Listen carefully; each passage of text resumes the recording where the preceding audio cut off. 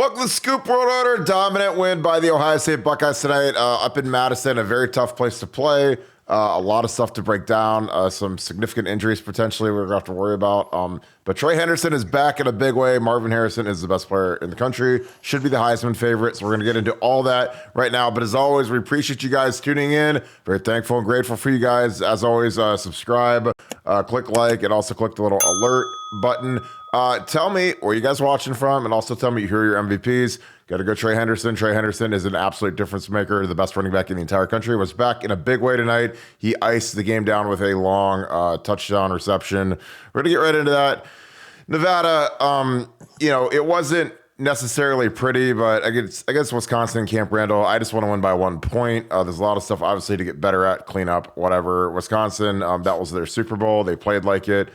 We caught a big break when their superstar running back, Braylon Allen, got hurt and did not play in the second half. But what were your thoughts on the game, and how good is Trey Henderson?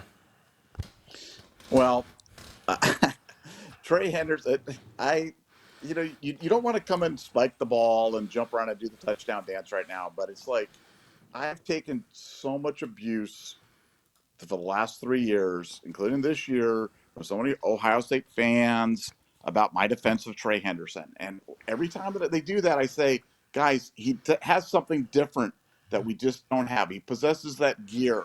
He has that burst. And, it's been tiring. So I don't even have the energy to gloat about it. But you guys all know my position on Trey Henderson. It's been well documented. And all those people that were complaining about him, and go, just take a lap, maybe suspend yourself for a day or whatever it is. But like, he's so good.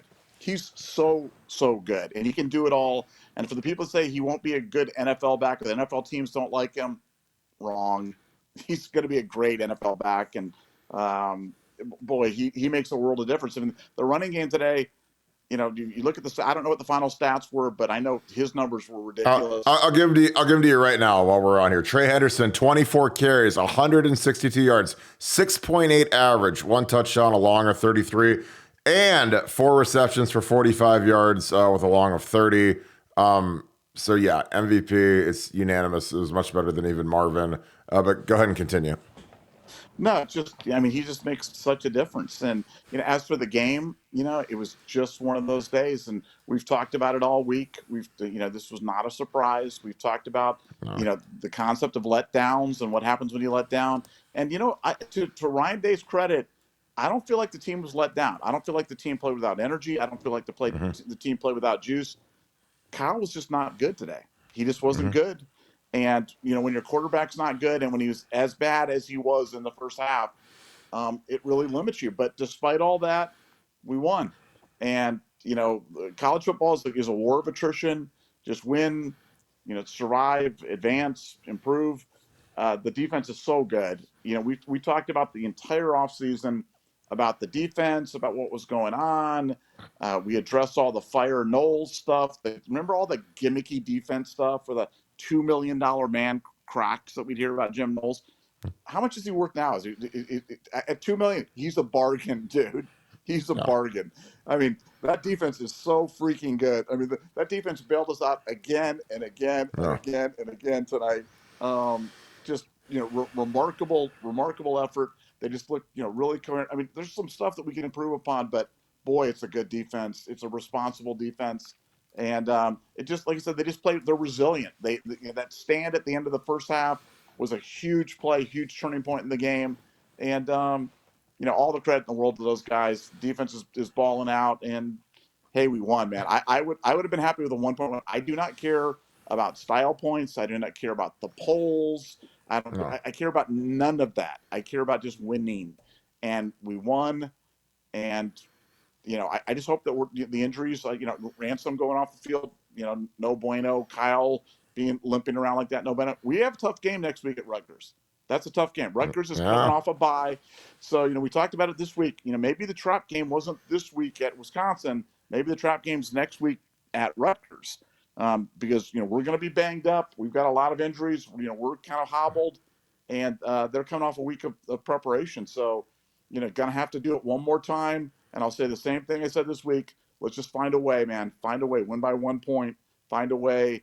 I don't care about screw the rankings, screw the committee and the bowl thing and I care nothing about that. Just win. Find a way to win by 1 point next week, and let's get it on.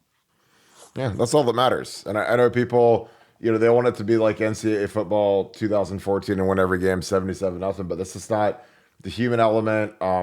It looks like Washington did escape. Washington was losing to Stanford late. So I don't know how good Washington is, but they're 8-0, and obviously they beat Oregon. Oregon looked unbelievable against Utah today, but it's hard to win every week. And this was one of, there were 3 games on the schedule that you circled at the start of the year. Obviously, Penn State in the shoe was last week. Then this trip to Madison, night game after an emotional Penn State win, a brutal physical Penn State win. So again, when we went up here to Camp Randall, I was like, just won by 1 point. And we've seen that 03 team was a team that was projected to win the national championship again, had 20 starters back from the team that beat Miami. They went down up at Camp Randall.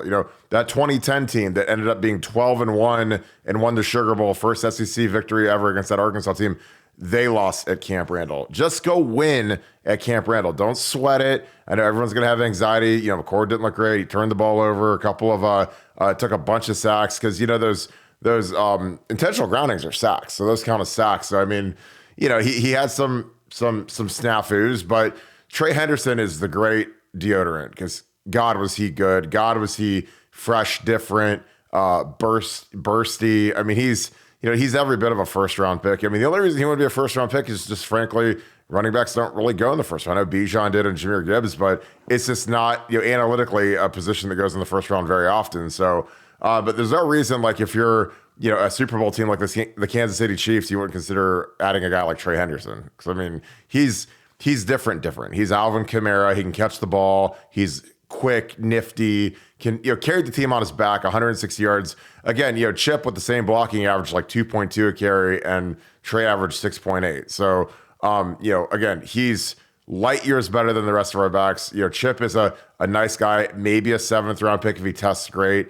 Mayan will never get drafted. Trey is the guy. And again, he's a guy that people better enjoy him while he's here. Because I know everybody likes to bag on these guys, bag on him and bag on some, Jack Sawyer and JT Tuimoloau because they don't get sacks, whatever. But like, we're going to miss those guys because they're really Tyreek. I mean, Tyreek is an absolute monster. He's the best defensive tackle in the country this year. He's been unbelievable. He had another sack tonight, dominate up front. As soon as he goes out of the game, they decide to run up the middle and they get yardage. But when he comes into the game, they can't move him.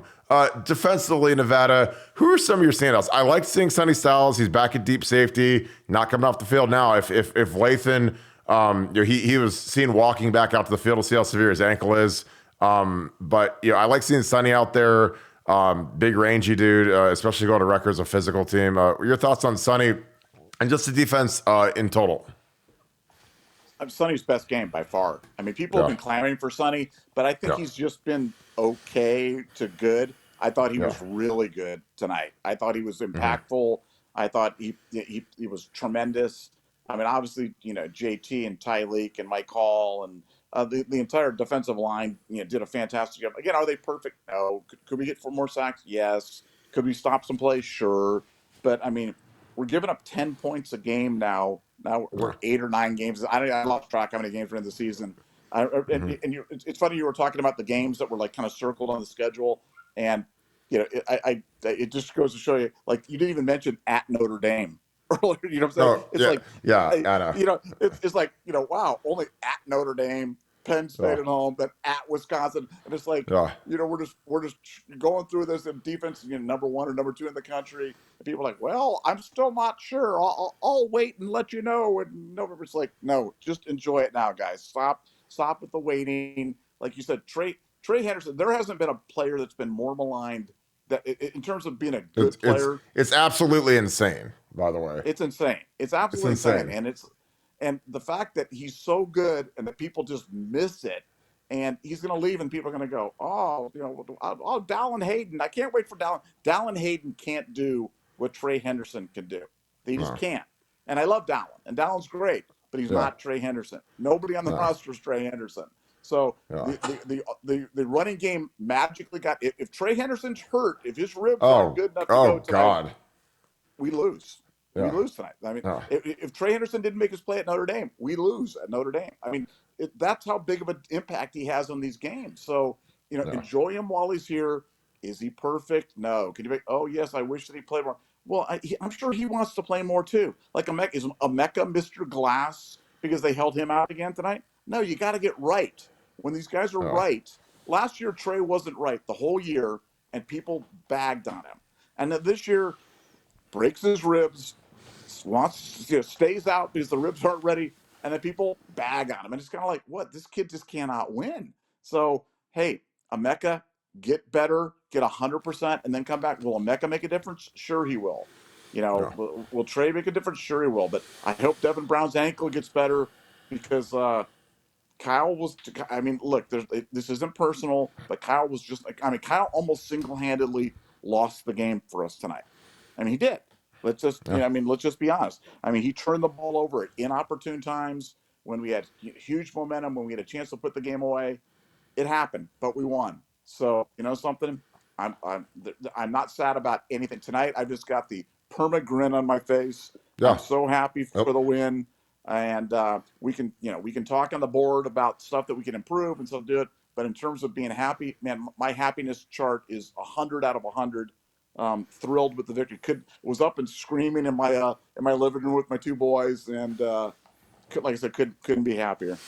Yeah, I mean that's where I'm at. Again, like in college football, it's just win every week. Again, we're marching towards Michigan. We know what's coming. Rutgers will be a test because they're 6-2 or whatever. And again, don't underestimate a team coming off a bye week, especially another guy who was hated by all the fan base was Greg Schiano, and Greg Schiano's got it cooking out there. I mean, Rutgers was the worst team in the universe under Chris Ash, and then Kyle Flood was terrible. But then Greg Schiano shows up; they're pretty good. So these guys gotta get on the flight. They're probably just getting out of the stadium now, or they'll be out there in about a half hour. They gotta load the buses up, get on the plane. They'll get home at like 5 a.m. tonight. I mean, these night games suck in the Big Ten. I'm telling you, these players, coaches, whatever, head straight to the facility for the coaches, start preparing for Rutgers. But Rutgers had a whole week to watch this game, scout Ohio State, whatever. But yeah, I just think Trey he's so special. He's a guy that, again, people, for whatever reason, he's the guy. There's always people that we beat to death and we just, for whatever reason, we hate. And Trey's like one of those guys that like the fringe lunatic fan base just can't stand the guy. And I think that like you guys are, I mean, like we're going to miss this guy when he's gone. Marvin's Marvin. Marvin was fantastic. I would throw it at Marvin half the snaps, except for the one where Kyle tried to force it and we threw that pick in the end zone. Who else stood out to you? Like we mentioned Tyleek, Xavier Johnson. I love the orbit motion counterplay. That was beautiful. But who else stood out to you, Nevada? Yeah, X running that orb. I was just thinking about that. I thought that was terrific. From a blocking perspective, it was hard to tell. I need to go back and watch to see. I mean, clearly the run game was working better than the passing game was, but it just felt like Wisconsin was just selling out. It just felt like they were just selling out, stop and run. And I said this on the board, but like if just one time when we're doing that delay handoff, on the counter action, if our quarterback would just keep it and bootleg around the backside, that 24 couldn't just keep coming flat down the line and making the plays from the backside like he was. Yeah. And it's funny when we ran the bootleg action the one time, McCord throws an interception, and so I'm like, oh man, we're not going to see bootleg again. But I wish that we would do more of that. I wish we'd run more constraint. But we got some stuff, we got some stuff going. But I really want to see how many loser plays do we have? How many times were we outnumbered? It sure seemed like they had an awful lot of guys in the box, and we're running people in there, and it was hard to count. Yeah. Here, I mean, we're basically running this is basically an ISO play, except we've got X. This is really hard for X. He's a wide receiver. They're basically asking him to play fullback. He's going to come in here and start between the guard and tackle. But if X gets this is a house call on the first play. This is literally the first play of the game. Watch this. So he's got to come in here and find space, and that's his guy, and that's the guy that Trey runs into. But he's expecting X to throw on this guy. Like if this guy's out, if our receivers block better, our receivers aren't great at blocking. I'm gonna say that. If X takes this guy out like he's supposed to, Trey's gone. First play of the game. Instead, we get 9. But a big reason we don't get a lot of explosives is because you got to delete this guy. If you're one of these wide receivers, you got to take him out. And this is hard on X. Like, I hate when they ask these guys to do stuff that they're not used to doing. Like a receiver coming inside and getting through the muck to go to the free safety. It's tough. But if X comes in here and just gets a piece of this guy, I mean, this is gone. There's nobody there. I mean, that guy ain't catching him. That guy's not getting Trey right there. So, again, but that's 9 on the first play. Trey looks like he's been shot out of a cannon. It's just amazing. What was up? We got a super chat. Larry Daniels, appreciate you, my man. He couldn't tell what was up with Stover tonight. I just think that this is one of those nights where he wasn't the guy. Like, maybe they were trying to work him in a little bit and he was covered, but G. Scott actually stepped up and had a couple nice catches, like to help us convert and move the chains. But yeah, I don't think did Cade have a catch. I don't think he had one. If he had one, I missed it. I don't think he even had a target. I don't think he was targeted one time. Yeah, I mean, he was out there blocking, but like they just really weren't featuring him real well. We got to get a little better on some of our protection stuff. This is rough here. We got a low snap. This is second play of the game. This should be easy right here. We got a 5-man pro. They're only bringing 4 guys here, and we let a guy go scot-free. But it's a low snap, so everything gets screwed up when the quarterback has to look at the ground. It throws his eyes off of where he's wanting to go because he's wanting to go, right here, and everything's screwed up by the snap. So that's on Carson. He'll get better at that. Just try to fish through and find some of the plays. What do you think of the line overall? Like, I thought that they had their moments, but it's Camp Randall's a different beast. It's tough to play there. It's loud. It's a night game. The place is rowdy. We got another super chat. Kyle played meh. Turnovers are gonna kill us. Yeah, turnovers will always kill you. When they'll really kill you when you play a team that's got players that are as good as yours. Like we overwhelm Wisconsin with our overall talent and guys like Marvin and Trey just carrying us. But home run Hendy, I kind of like that. Home run Hendy strikes again.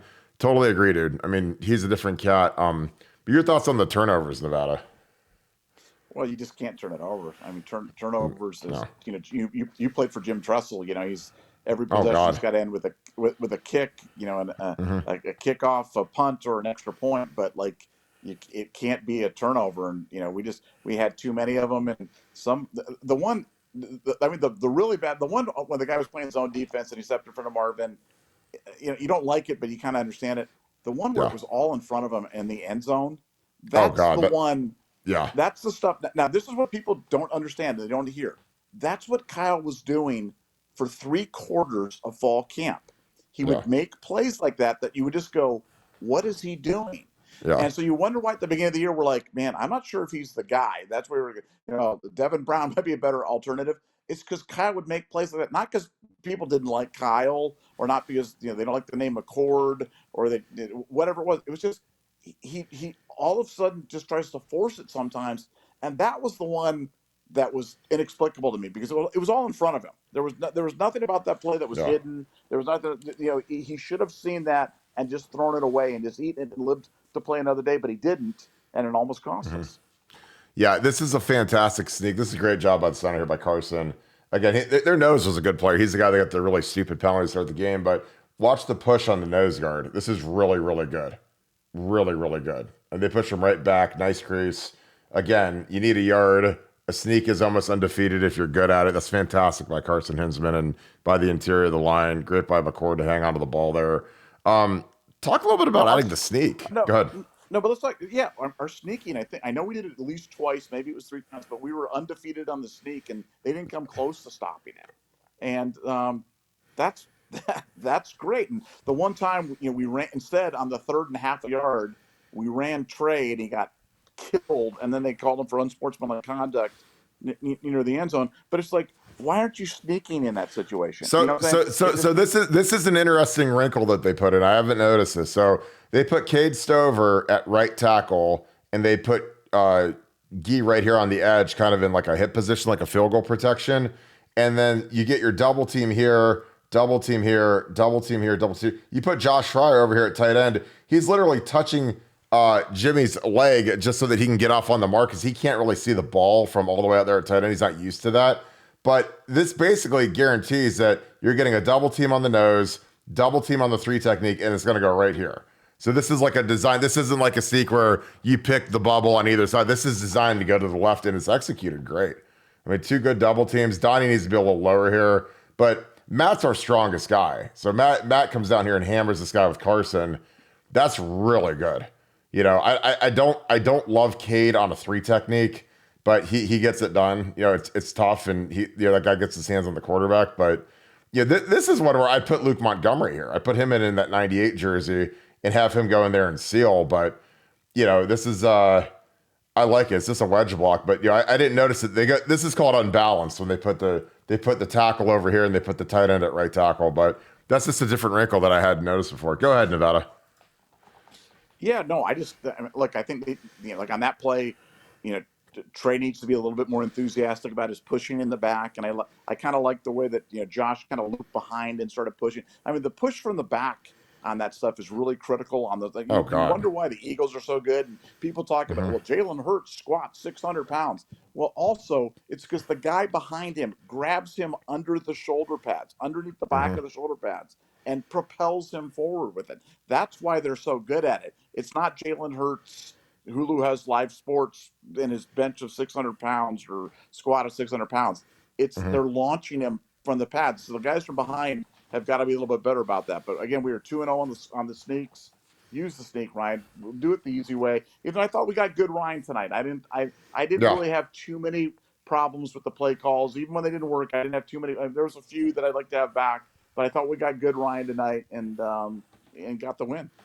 Yeah, I totally agree. I thought Ryan, he did a nice job. Again, this is, you knew they're going to pull out all the stops. You knew that, they got Trussell as their D coordinator. Mike Trussell, that's Jim's nephew. They got Luke. I mean, those guys, they would have sold their souls to win this one, and they weren't good enough tonight. Gonna go into Julian's throw. This is something I wish that the line was a little bit more physical. So here they end up dropping 8. They only rushed 3.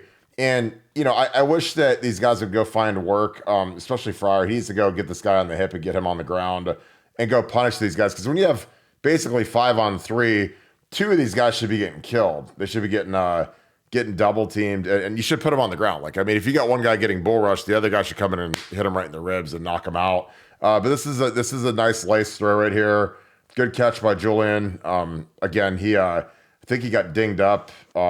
This might not have been the play, but he's had the shoulder issues like his whole career basically. So hopefully he's okay because he was a little dinged. We saw some Carnell in there.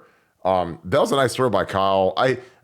Kyle, he, like you said, he can throw those ropes and look like Tom Brady at times. And then there's times where he just makes like boneheaded plays. And sometimes the protection fails him. Sometimes he's just holding on to the ball too long. But like that Penn State, that was the play of the game when Penn State, when there was that fumble and they ran it back. I know there was a holding call in the middle of the field, and that's probably why I double clutched it. But he just has to hang on to the ball because again, sacks aren't the worst thing in the world. Turnovers are the worst thing in the world. I mean, you can take a sack, that's fine. Like Peyton Manning's taking sacks, Tom Brady's taking sacks, but you can't fumble it and turn it over. Especially like when we're in scoring range for our field goal kicker. Our field goal kicker's been fantastic this year. He's only missed, I think, 1 field goal. I'm going to break down the score. Kirk, Good. Now, Kirk, let me just ask you a question. Have we taken more intentional grounding penalties this year than in the history of Ohio State football? Yes, absolutely. I can remember one I can remember one ever, basically. Like this year. How many? You mean one this year you can remember, or like before this year? 20 years of following Ohio State before this year. Okay. This year we take them every week. We had 2 tonight. Exactly. I mean, we've had it like 10 times this year already. Yeah. It's like, yeah. I mean, that's a problem. Yeah. Oh yeah. I mean, those count as sacks. It's a loss of down. I mean, it's better to take the sack because you're going to lose yardage anyways. Except you lose your down too. No, it's just weird because I think he panics, and the one he threw at Josh Fryer, and I mean, it was an obvious incomplete pass, but make sure that that's going forward because I mean, there's the Wisconsin guys were running to scoop and score thinking it was a lateral. But I mean, he took 2 tonight, and we took a bunch. Here's the orbit again. This set up the counter game that I really liked. I love this play because it's so easy. It gets X a touch. X is a guy that deserves touches. Get him out on the edge. You got your lead blocker in Trey. Or no, excuse me, that's Chip. I like Chip as a blocker. I mean, he really gets after these guys. But he just kind of fishes his way for an easy 5 yards. And again, that is a lot harder to defend in general when you mix it up than just running it in the A gap. And really, you don't have to get like a bunch of total butt kicker blocks. Like you just get guys out in space and you let them kind of run. That's something that X is really good about. And I want to find that counter. Good.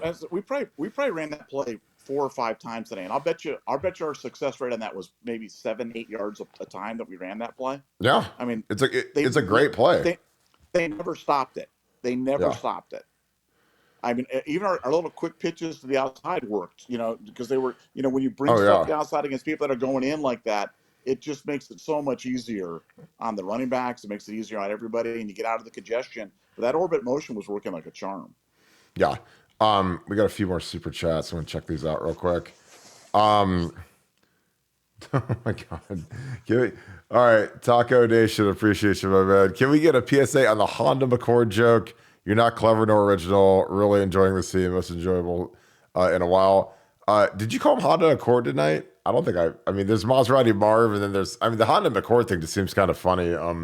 But you didn't coin that, did you? Or did you? Honestly, I've never even heard that. I don't even, oh, you haven't? Nah, I haven't paid. Are people calling that on the board? Is that what it is? I think it's on like Twitter and on the board and stuff. Because like last week, Gus Johnson kept calling Marvin Harrison Maserati Marv. So then they started calling Colin McCord Honda McCord, which it's kind of clever. It's kind of funny. I mean, I don't really care, but it's I mean, people have been called worse than that. For all the McCord criticism, is Kirk remember that he remains healthy and his ankle is okay? I agree. Like that's the biggest thing about these games, man. Is like, if we get out of here without any major injuries and we also win the game, that's a win. Because again, Wisconsin, they end the game with a loss, and their best player didn't look too hot. I mean, he couldn't put any weight on his ankle, but somehow he was able to stand on the sideline for the whole second half, which is kind of weird. But what were your thoughts when you saw that Braylon Allen was done? Because for me, that took a nice big old kind of weight off my shoulders. So I was thinking, that guy is legit.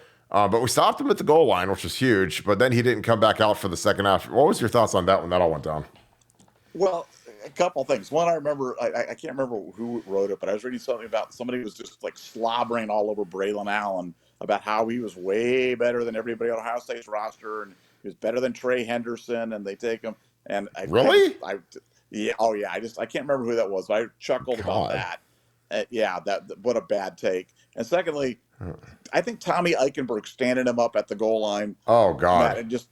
That just kind of defined the game. That to me, if you said what play represents 2023 to you, it's that. It's Tommy freaking Eichenberg standing him up 1-on-1, and he stands him up, and I think Tyleek came in from the backside and had the presence of mind not to drive him into the end zone, but he pulled him back. I mean, how many times have you seen defensive players come from the backside and just propel the offensive player forward when they're hitting him? I mean, Tyleek came out. Just what a great play. Stopped them, held to 3 points.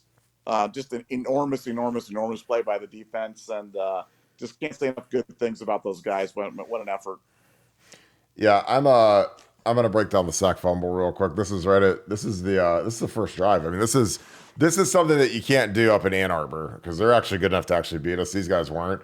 But Josh gets beat here. He's laid off the count. Again, this is something where, when he's not looking at the ball, he's late. So you can see he's a little bit late off the mark. The guy that's really good at getting off is him. That's why he gets so many false starts, because he's right off on the mark, like literally like perfection. And again, I think that's why they bag on him for having 22 false starts. But I think sometimes he gets off so quick that it looks like a false start, but it really isn't, because he gets off on the mark like Trent Williams. Like, he's unbelievable. Like David Bakhtiari, the guys that are really good left tackles. But Josh is a little late here. Hands aren't good. This guy's decent. But Kyle's just gotta hang on to this thing, man. I mean, he's got a guy on him. And this is a front side guy. This isn't even like the dreaded backside hit. And he's got to hang on to this ball. I mean, again, but Kirk, you look at that play and it's like, look, some quarterbacks have good pocket presence. And again, I'm not expecting Kyle to be Tom Brady or to be, Aaron Rodgers, but we can talk about guys that just have a feel. They know how to move up in the pocket, how to move around, how to move the spot. Kyle just doesn't have that. And that's, as a result, we end up with strip sacks. We end up with intentional grounding penalties. We end up, and it's like, I'm telling you, that's a product of Kyle. Because on this play right there, Fryer's taking him wide and deep. Kyle's got to Yes. step up and get past this guy. That's not a Josh. That's an acceptable block by Josh Fryer for Yeah. 99% of the quarterbacks. Thing. You just can't be a statue and stand back there and let the guy strip you. You just can't. Oh, You've got to be. absolutely. You know that is a right tackle better than anybody. Oh, dude, I'm saying, like, Josh, like, it's not perfect, but I mean, dude, help this guy out. I mean, look how deep he is. You know, he starts at 5 and he gets back to what, like almost touching 8-9 yards, like right there. You know, I mean, you're that deep, dude. I mean, you got to step up. I mean, because the interior is completely firm, the edges are wide, and you just got to step up and throw the ball. And if it's not there and they're running the picket fence, then just go run. I mean, it's 4th and 3, so he's waiting for something to develop. But you know, I mean, he's got to step up and throw this to Julian right here. You know, I mean, Julian might get knocked off. Look how deep he is when he gets contacted. He's 7 yards behind the line of scrimmage. He is 7 yards behind the line. The line's right. The line is right here. So you know, and he gets back to what, about here? You know, so there's 40. 2, 5. So yeah, that's 9 yards. That's 9 yards. So I mean, that's 9-10 yards. So I mean, that's on him. Again, like I'm not like just starting the union for offensive tackles, but he's got to step up and get rid of that ball. Because again, here's the thing: like, if you want to play in the league, these guys all want to play in the league, dude. Every week there's going to be Nick Bosa, T.J. Watt. There's going to be a guy that's going to be hard for your practice squad right tackle to handle, and you better be able to move around in the pocket, and you better be able to hang on to the football. You better be able to throw it under duress, because you don't get many clean pockets in the NFL. So I'm telling you, the pass rushers they're different animals up there, dude. And and guys get hurt, and you're not going to have Ohio State level talent around you, surrounding you. But yeah, that again, I think that Josh is the guy that's going to get bagged on, but Kyle's got to help him. Like the whole pass protection thing is a coordination between the offensive line and the quarterback, and sometimes if the running back stays in to help protect the running back, but it's not just, the tackle got beat. I mean, could he have been better? Yeah. Could he be helped out by his quarterback? Absolutely. Like, I mean, the quarterback's got to step up and go be a quarterback and go throw that ball, because it was 4th and 3 and he's waiting for the perfect thing, but he's just going to check that thing down to Julian. Who else stood out? Again, like I just can't say how impressed I was with Trey. Again, I think Trey is, he's our dude, man. I mean, he's the guy that we're going to need up at Michigan. He's the guy that we're going to need the rest of the season. I don't know how much you want to need him at Rutgers, but like we play those Minnesotas, Michigan States. I think you got to run him a little bit to keep his conditioning, but I think you got to also work in the other guys, working Chip, working if Mayan ever comes back, whatever. But talk to me about like your prospects for the rest of the season. I think we got another super chat. Yeah, exactly. Larry Daniels nailed it on the grounding call. McCord had a perfect U-shaped pocket to step into. Yep. I mean, you guys can see it. I mean, that's why we're breaking it down on this tape, because I think you guys like breaking that down. I think Nevada's whimpering. Do you agree with that? Yeah, that's Mr. Chico. One of my kids has brought Mr. Chico in, so he's asking me to pet him right now, and so I'm petting the Chewini as I'm talking. No, look, I've thought that this was a team of destiny for some time. I said it a few weeks ago. I said I think this team's going to win the national championship. Took a lot of crap for that one too, but I think we've got the best player in America. I think it is criminal that Marvin Harrison Jr. isn't spoken about more reverently for the Heisman Trophy. I mean, what more does the guy have to do? I mean, how dominant of a player is it? I mean, he's playing with a quarterback that isn't great. Let's just admit. I mean, Kyle's not great. I mean, he's not playing with Caleb Williams or the next coming of Justin Herbert or C.J. Stroud. He's playing with a okay quarterback, and he's just every week he is just roasting guys. And that's what if you had a draft of college football draft of every player in the United States right now, and I'm drafting, he's my number one pick. He's the most dominant player in college football. And I think it's just, like I said, I think it's criminal that he isn't the betting favorite for the Heisman Trophy, because he is the best player in the country. Yeah, I just think that you know what it reminds me of? It reminds me of the year that Larry Fitzgerald was up for the Heisman, came in second, was clearly the best player, was clearly a first ballot Hall of Famer, had an incredible NFL career. And it's escaping me who won it that year, but obviously it wasn't him. But, he won like I think the Walter Camp, and he won a bunch of awards, the Blitnikoff, but I can't remember who won the actual Heisman that year. But it's kind of like that same thing where it's just a quarterback award. They don't really give it to anybody else. They don't really consider anybody else. They've had some running backs in the past. I want to get to this. This was a huge play. This is Steele Chambers, another guy who gets a lot of crap and has been playing some good ball. He rips this ball out. Again, the wherewithal. Again, he's right here. He's in a dogfight with Braylon Allen, who's strong as an ox, pushing him forward, and he thinks enough to rip this thing out. He gets his arms around it, clamps it. These guys are trying to get him down. It's like a big dog pile. And he gets it out. I mean, this is all Steele. I mean, Steele does an outstanding job here. Davison coming in, Johnny on the spot, good hustle, Davison. Your thoughts on that? Because again, the defense forcing turnovers after a turnover, that's kind of like it makes it even Steven. But your thoughts on that, Nevada? Yeah, just a huge play, big play. The defense just seems to have the knack for knowing when we need them to rise up. I mean, I think the one time was that big drive coming out of the second half when they didn't stop them. But other than that, they answered every call. What was Wisconsin on third down tonight? I don't, like I said, I don't have the stats in front of me, but it couldn't have been great. Yeah, I mean, there was that 3rd and 15. They coming off the 1 yard line. That was a little less than optimal, but I thought in general that the defense just did a terrific job at key times. Yeah, I'll get some stats up for us. Yeah, but I just think that the way the defense is playing, I mean, yeah, so Jason White's the guy that beat Larry Fitzgerald in the Heisman. So I mean, everybody knew Larry was the guy, but he didn't win it. Let me get some stats up real quick for us. I just think that we've got, the way this defense is carrying us, it's almost criminal. It's criminal some of the spots that we put them into and how they dig us out of some of these holes, just in terms of the turnovers and the lack of production sometimes in the red zone. Another super chat. Appreciate you, Phil. I got stuck at a Halloween party in New Jersey. I missed the game tonight. That was a battle of what's myself. It sounds like I missed a McCord masterpiece. Hey, he won. Again, like I've seen really good teams. Like I was a part of that 2010 team when I was a coach. We went up to Camp Randall. We lost. That was a J.J. Watt game. So, again, like people can bag and be all flustered that it wasn't the most beautiful looking game ever, but all that matters to me as a former player is that we won. That's it. I don't care about anything else. It's wins and injuries. Third down, Wisconsin was 6 for 16. That is outstanding. We were 6 for 13, so we were a little bit better than they were. They were also 0 for 2 on fourth down. They had 259 total yards, 165 in the air, 94 on the ground. Again, that's absolutely fantastic. We controlled the possession 33 minutes and 50 seconds. They had 26-10.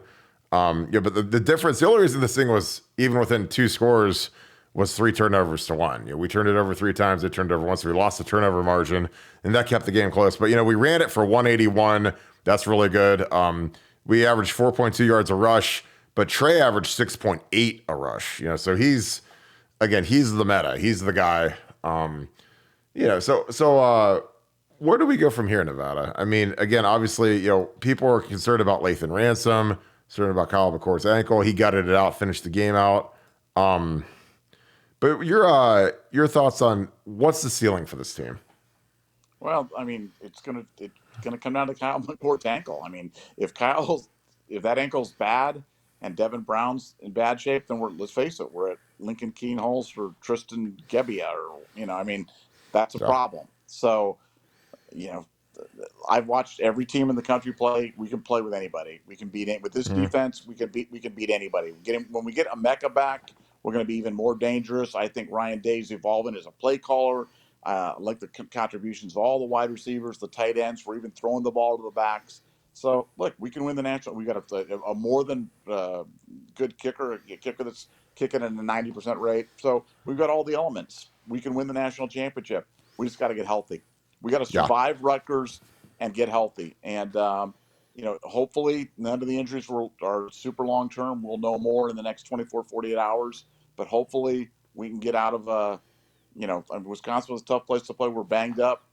Hopefully it's not bad. But, we can survive it at other spots. We can survive it with Lathan. We survived it with the Mecca.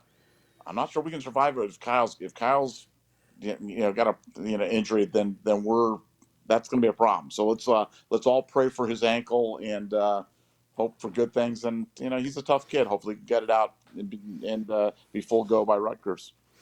Yeah, so this is a new play alert. This is something they put in this week. They've been running this orbit motion handoff. This usually is Xavier. This is usually the block O, 0.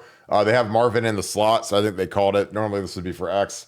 So they fake it, and they actually pull back this way, and they also pull the tight end for a little counter action where he does like a little spin move handoff to Trey. Like, this is actually a beautiful play. So it's kind of like a reverse inside handoff.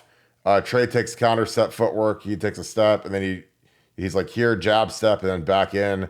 Again, this is that's the kill shot. With Matt Jones has been fantastic at kick out blocks. He's the guy that killed the guy from Chop Robinson from Penn State, who still didn't play today because he concussed him so bad.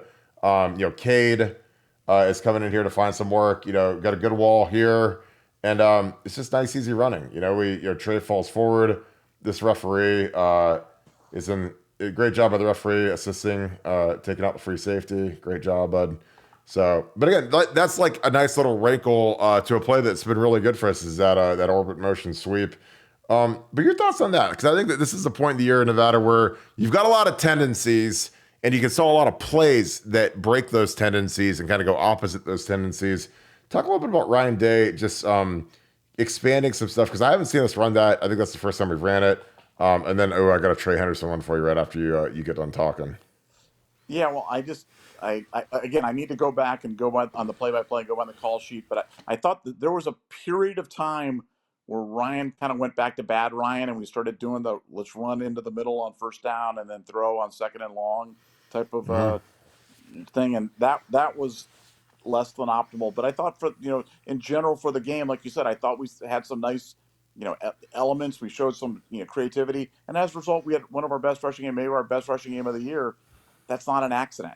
That's not an accident. You just can't keep doing the same things, dragging guys into the box, running into the mass fronts, and expect the rushing game to get better. But I thought they did some interesting things to try to help those guys out, and it worked out. Well, I'll tell you what, I got the ultimate good Ryan play right here. I'm going to pull this one up. This is an absolute masterpiece by Ryan Day. So 3rd and 1. You guys know that watch the program, watch our film breakdowns, know how much I hate this condensed, loaded up, bring everybody in. You got Marvin here. Everybody's basically within about 8 yards of each other. And, you've got 53 yards or whatever across the field, and we've got everybody within 8. But if you do that enough, and normally we just hand this off and try to gut it out for you, but instead, good Ryan, who's Nevadabuck's best friend, shows up, and we run a little pick game, a little seal pick game, and then guess what? Guess who gets loose? Our boy, Trey. So, they're thinking, bring the house, everyone crammed up in here, and instead, flare pass. Oh my God. And guess what? Legal pick, because they know, because Julian's a smart guy, Ryan Day is a smarter guy. He's going to have trade man coverage. They've watched the film, they know this. So Julian runs in there and whoops, accidentally picks the guy. So then you got Trey scot-free. This guy's not even looking at Trey because that's not his man coverage responsibility. And we dump it to him. And guess what? It works for a humongous gain on 3rd and 1. That is great, Ryan, in my opinion. But your thoughts on this play? Because again, I love the condense. You got Marvin here. You got Tate, you got Cade, you got Julian. It's all like tight up in here, and it's just beautiful to watch. Your thoughts on this, Nevada? Yeah, easy. That's making the offense easier. I think sometimes we talk about how Ohio State tends to do things the most difficult way possible. Well, that's easier, and that was easy mode, and they got that's an easy throw for Kyle. That's an easy catch for Trey. And big play, almost scored a touchdown on it, and huge drive. Yeah, like I said, we just need to see more of that. We need to be less. When we're less predictable, we are more productive, and that's always been. It's not that our offensive line stinks or the guys can't block or we didn't have enough tackles playing guards or guards playing tackles or whatever other stupid narratives are out there. It's play calling. It's always about scheme. It's about scheme and predictability. When you're less predictable, your offensive line does better.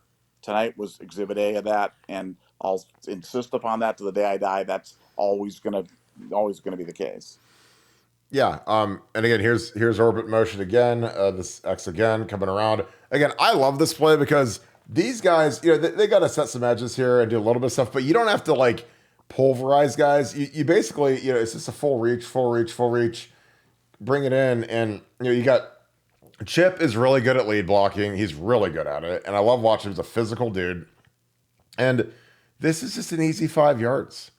I mean, that's so easy. Like, I mean, basically, it's like, two edge guys have to get a block, and you automatically get 5 yards. This is great by G. Scott is getting better and better. He does not hold here, which is good. He's out here on the edge. That's a tough block, but he just keeps running his feet. Really nice block. I honestly thought G played his best game. I mean, he actually had 2 nice catches.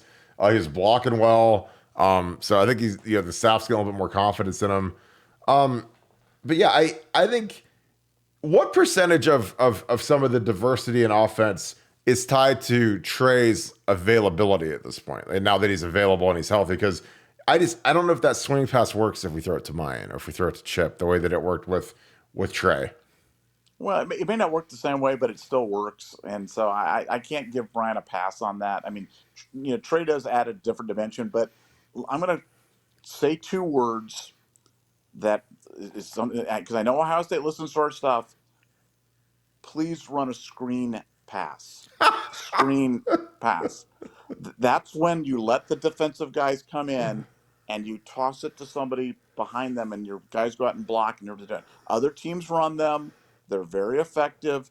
I put a game on the on the board. I linked the 1989 Minnesota game. The game we were down 31-0, came back. The biggest plays of the game Ohio State ran that day were screen passes. Screen passes to Carlos Snow, and he made humongous plays with them. I don't know why we don't do that, especially against a team like Wisconsin that is just selling out against us. Blitz after blitz after blitz, pressure after pressure. Please run a screen pass. Please. They're not illegal. They're really easy to run. You guys can do it. I do not understand why we don't do that more. But end of rant. I got another super chat. If you guys have questions, super chats automatically get answered. Appreciate you, Phil Lamore. Day gets Brown hurt last week, using him as a running back. McCord's typical pathetic play got him. Our star defensive players hurt. He's on the field because of a turnover, and now McSuck is hurt. But short of that, well, I don't know if you have a question, but if you have a question, you can throw it in there. But I think that's just more of a rant. I think JT gutted it out. I don't think JT's hurt. Brown, that's just part of the game. Again, Penn State's a dirty, terrible program. They were twisting his ankle, so I don't know how you can really defend that. But I think that, again, we won. Just remember that we won. There's a lot of teams that would kill to be, in the top. We're going to be in the top 4-ish, as long as nobody jumps above us. So, hey, we're just positive. Nevada, are we always positive? Well, I mean, I know it's been hard to be positive all these years. Ohio State's been so bad. We only won the winningest program in the world for the last 20 years. Yeah, these have been tough times, but I tell Kirk every morning, I'm like, Kirk, you be strong, man. You be strong and don't give up. We'll be good at some point. Oh God, you saw Clemson lost to NC State today. Oh God. Yeah, again, like the mighty fall pretty quick. Bama's slipping. Yeah, so I'm happy that we've been recession proof. Knock on wood. Another super chat. ZZM, appreciate you, my man. McCord is more capable than he plays. I really wonder why. Some of his throws are NFL. I mean, I think that the biggest thing is his pocket presence. I think he has to know when to step up. I think that's, if he steps up and just runs a little bit and slides. Again, when quarterbacks run, I don't want them to go and drop the shoulder on a safety or a linebacker. I just want him to slide, and he has to step up in the pocket and help his tackles out. Again, I had Troy Smith who I played with. If guys would get loose on the edge and he didn't step up, he would say, "That's my bad, dude. I got too deep." Or if he goes, if a quarterback goes out and scrambles outside of the tackle box or whatever, and he gets sacked, that's his fault, and he knows that. Because again, you can only block him as to where you expect him to be. You expect him to be about 7 yards deep, and you expect him to get rid of the ball, pretty quick. I mean, especially when it's an empty protection. I got a tie leak deflection here. And it's funny because I thought Jack had a shot to to pick this. We're showing zero pressure here. Tyreek has just been phenomenal. Like if Tyreek was in a, we don't promote our guys enough. That's probably the worst part about our program. If Tyreek, was in a Georgia Bulldog uniform, he'd be up for for every award known to man right now. He'd be like the big dude from Georgia, Jordan Davis. Here's Lake. We're showing a zero pressure. We got 6 guys across, empty protection. We actually dropped Jack out to the flat, and I thought like when this guy's looking here, I'm thinking Jack might have a shot at this thing, and then and he's breaking right where the ball's going, but Tyreek, who's been so incredible, he goes and again like I love the scheme by our boy Jim Knowles because. These tackles are terrified of JT and Jack coming off the edge because those guys, I know that people bag on them. These guys have been really good the last few weeks, and they're outstanding against the run, but they're very disruptive against the pass as well. But what they do is they drop him and JT, and they have our 2D tackles who are absolutely fantastic, rush the edges, and then these guys run a twist stunt in the middle. So that's really hard to pick up, because the tackles are both looking at that. So it's still a 4-man pressure, except these guys replace the linebackers because they're athletic enough to drop out of there. But Tyreek has just been so good. I mean, Tyreek's stat line, a sack, pass defense, 2 tackles for a loss. Again, he's going to get a Buckeye tree. I mean, he keeps this thing going. But Nevada, talk a little bit about the emergence of Tyreek. I think he was kind of the sleeping literal giant because everyone talks about Mike Hall, JT Tuimoloau, even Jack Sawyer. But Tyreek's been the guy this year, man. Talk a little bit about that. A surprise player. I mean, what's unfortunate about that play is, like you said, he chose the one play to knock it down. I'm convinced that's a pick 6 by Sawyer on that play because he's right in the lane, breaking on the ball, and there's no one in front of him on that play. But no, Tyreek he's been the single biggest surprise of the year because he came into the year. There was even a question that his career was kind of at an inflection point, whether it was going to go one way or another, or what was going to go. He was battling some weight issues, was not out there in the practice field all the time, and he's playing at a legitimate first-team All-American level right now. And that's got to go down as the single biggest surprise for the 2023 season. Has been the emergence of Tyreek. Yeah, and so this is something that they could do in an auto fashion where. These guys are really, really, really, really, really smart players. They're very, very good players. So they'll figure out if the center slides this way, then Tommy's going to be the pick guy, and he's going to be what they call the penetrator, the guy that has to go up and take on the running back if there's running back in protection or get after the quarterback. But if he slides this way, which he does, then Steele is the pick guy, and he's the drive guy. And again, this is something that is an absolute pain in the butt to go against when you're an offensive lineman. This is a hard thing to drill. And again, we have basically 1, 2, 3, 4. You have 6 people occupied by 4 rushers, which is why you do this. And every guy's occupied. Like there's no free guys right here. And the quarterback still has to get rid of the ball hot because the pressure's coming. The thing about these quarterbacks is they're getting rid of the ball really fast. So I know that we beat on our ends like crazy and say how they suck and they don't get any pressure, but this guy catches the ball and it's gone in about 2 seconds. So how do you attack that? Interior pressure, which is why Jim Knowles is running these picks and trying to push Braylon Allen back into the quarterback, which we do. And then, when the ball's coming out quick like that, Tyreek and Larry Johnson, just because I know Larry Johnson, I've played against Larry Johnson. I really love Larry Johnson. I think he does a great job. He knows that when we're running these pressure looks, that these guys are trained to throw the ball hot and get rid of it quick. So Tyreek knows that, and he gets his hands up, and he gets a huge pass deflection and knocks the ball down to force a punt. But yeah, Nevada, again, I think that it's getting really, really quiet for the Knowles haters and the Trey Henderson haters because I'm telling you, those guys are, tonight, honestly, those are our 2 MVPs in my opinion because I thought our defense, we put them in some awful situations, and they bailed us out time and time again. Even that long punt return early on, some of these things that would give them some momentum, our defense will just absolutely stifle them. But your thoughts on that? Well, I mean, I think the Knowles hate is kind of slowed down, but I mean, the Trey Henderson hate was in full steam last week. It was literally like last week. So it's like, oh man, you're like, guys, I just feel like this was the vindication game again, as if we needed more vindication on this stuff. But no, like I said, great win. Anytime you win at Camp Randall, it's a good win. That was a particularly really good win. Didn't cover the spread. I was a no bet this week on Ohio State. The game felt really undery to me. Game went comfortably under. So, I feel like we've had a pretty good handle on this Ohio State team all year long, and this was one of those games. This was one of those games that was losable. It was a game that could have slipped away, and it didn't. And we won by 14, and we lived to play another game. And let's go get it done at Rutgers. Yeah, I agree. I love everything about how this team's trending. Obviously, Lathan Ransom, prayers, dude. I hope you're good. But again, when these guys are good enough to walk out and stand on the sideline, I think they're good enough to go. I love that we were able to win without a Mecca, and you could keep him out for another week. Again, like any of these guys that are close, like I don't know how much you need him for Rutgers. I mean, I hope you don't need him for Rutgers, but the thing we need these guys all healthy for is Michigan. Obviously, that's gonna be the war. That's gonna be the one that all hands on deck. We need Trey at full. We need Mecca full. We need Marvin at full. We need Kyle McCord healthy. We need Devin Brown healthy. But I like how this team's trending. I like the energy.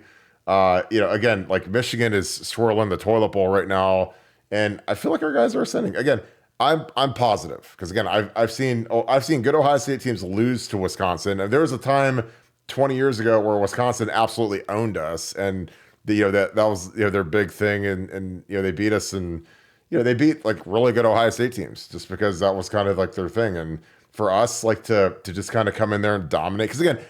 I write dominate, dude. If you go up there and you hold them to less than 300 yards and 10 points in their house for their Super Bowl, that's domination to me. Like I'm sorry. Like I know people say, oh well, we gave up 10 points. Well, yeah, it's modern college football. You know how hard that is to do. And we stoned. I mean, for the most part, we stoned the running game. And like I said, I think that there's just a good energy about this defense. This defense got beat to death last year after that Michigan Georgia game. I think that they're on a mission, and I think that they like carrying the team on their back. The final thoughts of that, we'll wrap this thing up. Again, this has been a fantastic night. We appreciate all you guys joining us, but your final thoughts from the game. Just pray for McCord's ankle, man. We need him to be healthy. We got to get by. Rutgers is going to be a battle. I'm telling you, that's not going to be an easy one. That's not going to be a cakewalk. That's not going to be 45-0. We need McCord to be healthy. So no. Why do you say that? Is that just because of Shiano? Is it because they're 6-2, or I don't know if they play? You're off for bye week 6-2. They're coming off a bye week. We're coming off the last. We played Penn State last week in the game of the millennium, and now this week we went up to Wisconsin and Camp Randall on their Super Bowl on a night game, and we're going to come back on short rest again on the road at Rutgers. It's going to be a game, and we're banged up right now. So I'm telling you. It's not going to be 45-0. It is not going to be a walk in the park next week. It's going to be a battle, and it's another one of those games where we just need to win by 1 point.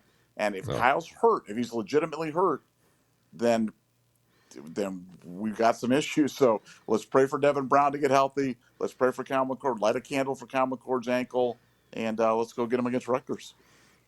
Yeah, I mean that's where I'm at. Like I said, I think Kyle, he just has to keep doing his thing, man. Like he's had a couple bonehead picks, fumble. He's got to get those out of his system. I mean, again, everyone knows this whole season's coming out of Michigan, so we got to keep tightening up. And again, with this defense, I've never been more confident, just because I think that the defense is what we need. That's the remedy against this running game. I think that guys like Tommy and Steele and Cody Simon are prideful guys, and they're guys that can step up. And frankly, I think that having Tyleek in there, like Tyleek, I can't talk about how good that dude's been. I mean, he's a guy, Buckeye Tree, you might as well just order it now because he's grinding and he's a terror on the inside. He's kind of what I think a lot of people statistically thought Mike Hall would be. But Mike Hall is just he's a good player. He had a really good tackle for loss tonight, but he's just not as big and as dominant as Tyleek is. And those guys side by side has been really good, and then you put Ty Hamilton in there to give those guys. Well, shout out Hero Canoe. Hero Canoe had a really nice play tonight. He was in there rotating in again. The hardest position physically to play, I think, in all of football, other than running back, is defensive tackle. Because man, when you're Tyleek and Mike and those guys, you're facing double teams all night from these 350-pound, big fat dudes from Wisconsin coming off running zone plays over and over again. That's exhausting, and it's also, it hurts. I mean, you're getting double teamed by two big dudes, and they're rocking you, and you got to hang in there and still make plays. And they do that 2 downs and then it's third down time to rush the passer, and you still get after it. So shout out to those guys. So Tylee gets my defensive game ball, and then Trey, thank God you're back, because we don't want you to go anywhere. So that'll do it. You good, Nevada? Yeah, I'm excited. I'm going to go celebrate at In-N-Out Burger tonight. So if anybody's in LA, join me at In-N-Out Burger for a celebratory dinner. Look for the man with the Chihuahua weenie. Yes. Getting in fights. All right, big dog. Okay, talk to you. So yeah. All right, we appreciate you guys. Thank you guys so much for enjoying this coverage. We loaded up some film for you guys. Appreciate you guys checking us out. Again, we're going to be at BuckeyeScoop.com all night long. If you guys enjoy this content, please leave us a like, click subscribe. Also, click that little dinner bell. You get an alert every time we go live. So break some film down for you guys. Again, I'd like to see some little nuanced stuff that's hard to catch live on TV. I don't catch all of it, so I know you guys probably don't either. So I like going back and watching the game and really studying it for you guys. So appreciate you guys so much. Jump on BuckeyeScoop.com if you guys are not premium members. Fantastic Christmas present. I know it's Christmas season almost, so go ahead and jump on that train, and we appreciate you guys joining the site, jumping on that message board. I hope you guys have a fantastic night. And I'm going to say this to Mark Dean, Stop It Cook. I know. Here's the deal. I haven't really lowered the standards. I got to respond to this. But I just like to win, I mean, this is a game of attrition. There's a lot of teams that wish they were in our shoes. Notre Dame's got 2 losses. Notre Dame looks really good, but they're out of the picture. So just win, baby. That's all I'm about at this point. And I appreciate how hard these guys work. They get to have a nice plane ride home, get home about 4 a.m. They're going to be tired and sore. They'll probably have tomorrow off from Ryan Day. So we'll get into all that. So thank you so much, Buckeye Nation. And thank you, Scoop family. Put your MVPs down in the comments. Shout out where you guys are watching from. I'm going to get on BuckeyeScoop.com. So if you guys want to join me, get on BuckeyeScoop.com. Right now, we'll be on the message board breaking down the game all night. So appreciate you guys. I hope you guys have a great rest of your night. Go Bucks.